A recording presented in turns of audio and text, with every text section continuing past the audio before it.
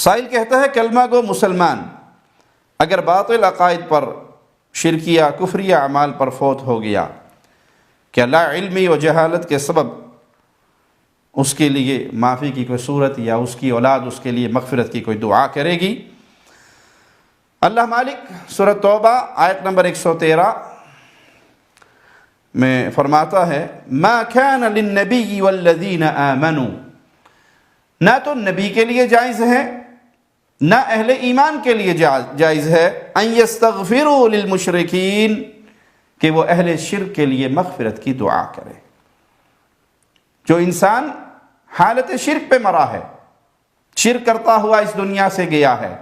اس کے لیے مغفرت کی دعا کرنے سے اللہ نے اپنے پیارے نبی کو صلی اللہ علیہ وسلم اور نبی پر ایمان لانے والے اہل ایمان کو منع فرما دیا۔ وَلَوْ كَانُوا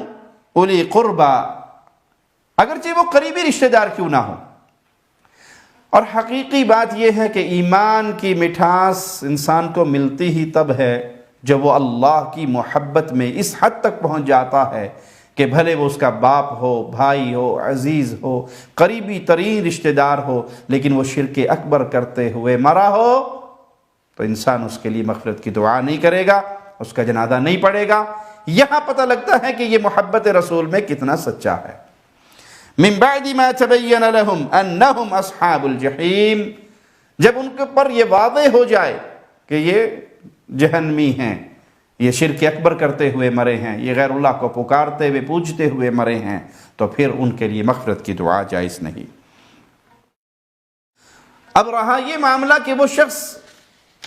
کلمہ پڑھنے والا مسلمان ہے، اس تک بات پہنچی یا نہیں پہنچی، اس کو جہالت، لا علمی کا، جہالت کا کوئی فائدہ ہوگا،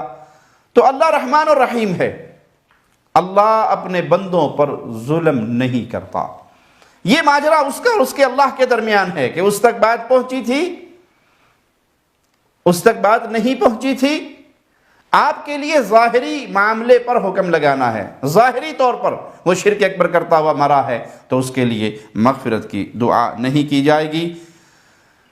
لیکن اس کا معاملہ اللہ کے حوالے ہے، اللہ دلوں کے حال جانتا ہے، اور مالک کا فرمان ہے وَمَا أَنَا بِظَلَّامٍ لِلْعَبِيدِ، میں اپنے بندوں پر ظلم کرنے والا نہیں ہوں۔